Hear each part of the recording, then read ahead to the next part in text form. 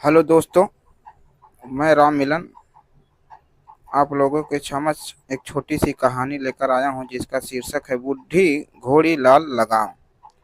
Mummy papa बूढ़े हुए हैं पर पति पत्नी तो हैं।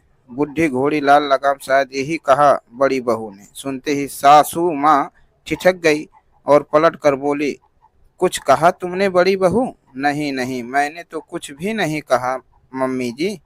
हाँ हाँ, सच में मैं, छोटी बहू ने झिझकते हुए कहा। अच्छा है कि तुमने कुछ नहीं कहा, अगर कहा होता तो शायद जवाब भी मिल जाता। बड़ी बहू नजरें नीची कर खड़ी हो गई और सासू माँ उसे घूरती हुई वहां से निकल गई। सासू माँ ने जाते ही बड़ी बहू ने बड़बड़ाना शुरू कर दिया। क्या गलत कहती हूँ मैं? मुझे तो रोक लेगी, पर बाहर और भी तो लोग हैं जो बातें करते हैं, उनका क्या? उनकी जबान पकड़ो तो माने। सही कहा भाभी, क्या जरूरत है मम्मी जी को परल जाने की? इस उम्र में यह सब शोभा देता है क्या? अरे बुढ़ापे में सठिया गई हैं, कौन समझाएंगे इन्हें? जब कोई बाहर वाला मजाक उड़ाएगा तब समझ में आएगा, फिर रोती हुई आएगी घर पर। हाँ, हमें क्या, इन्हें खुद का मजाक उड़ाने की लगी है तो शौक से उड़ाएं। हम तो खुश हैं अपनी जिंदगी में।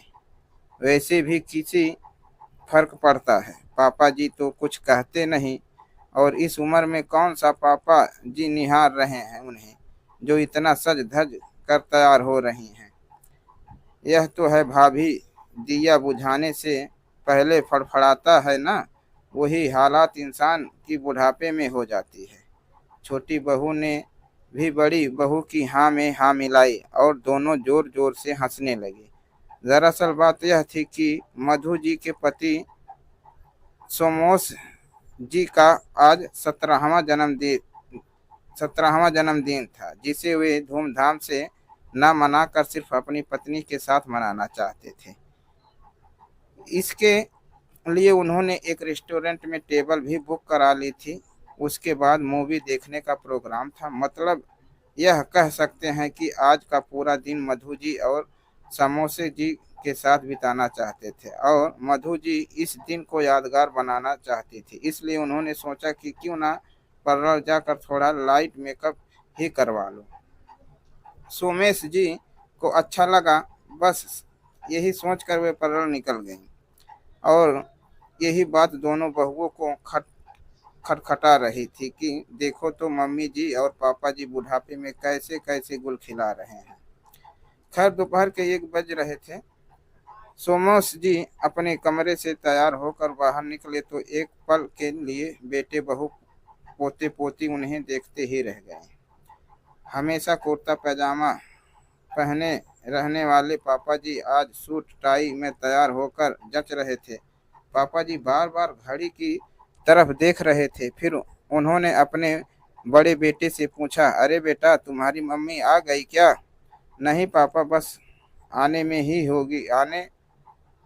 होगी। थोड़ी देर बाद डोरबेल बजी। बड़ी बहू ने जाकर दरवाजा खोला तो मम्मी जी को देखकर एकटक निहारती ही रह गई। हरी बंधे जी की साड़ी, उस पर मैचिंग ब्लाउज, साथ ही बालों का सुंदर सा जूड़ा बना रखा था और हल्का सा मेकअप। आज वाकई मम्मी जी कहाँ ढा रही थी। सोमेश जी तो मधु जी को निहारते ही रह गए। इतने में दोनों बेटे एक साथ ही बोल पड़े, वाह क्या बात है मम्मी, आज तो बहुत सुंदर लग रही हो। दोनों बेटों की बात सुनकर मधु जी मुस्कुरा दी। इतने में सोमेश जी बोले, तो मधु जी तैयार हैं आप साथ चलने के लिए? जी जरूर, कहकर दोनों पति पत्नी वहां से निकल गए। उनके जाते ही दोनों बहुओं ने फिर से बड़बड़ाना शुरू कर दिया। यह क्या शोभा देता है मम्मी जी और पापा जी को, इस उम्र में एक दूसरे का हाथ पकड़े घूमने जा रहे हैं, और तुम दोनों भाई कुछ कहते भी नहीं। और देखा नहीं कैसे तैयार होकर जा रहे हैं। इनके पोते पोतियों की शादी की उम्र होने को आई, और इन्हें देखो, कल को यह सब सिखाएंगे अपनी पोता बहुओं को। कम से कम पूछ तो लेना चाहिए था हमसे। क्यों, इसमें गलत क्या है? मम्मी और पापा दोनों पति पत्नी हैं, एक दूसरे के साथ समय बिताना उनका हक है। इसके लिए भला किसी की इजाज़त की क्या ज़रूरत है? और रही बात उम्र की, तो उम्र का क्या है, वह तो सिर्फ एक अंक है।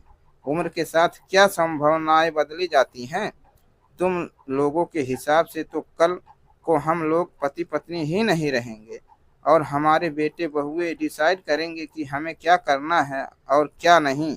दोनों भाइयों ने एक साथ सुर मिलाकर कहा।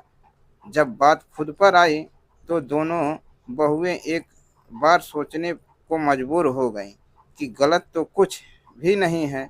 आखिर पति पत्नी का रिश्ता तो उम्र के साथ प्रगाढ़ होता है, तो उसे उम्र के बंधन में बांधने की क्या जरूरत है।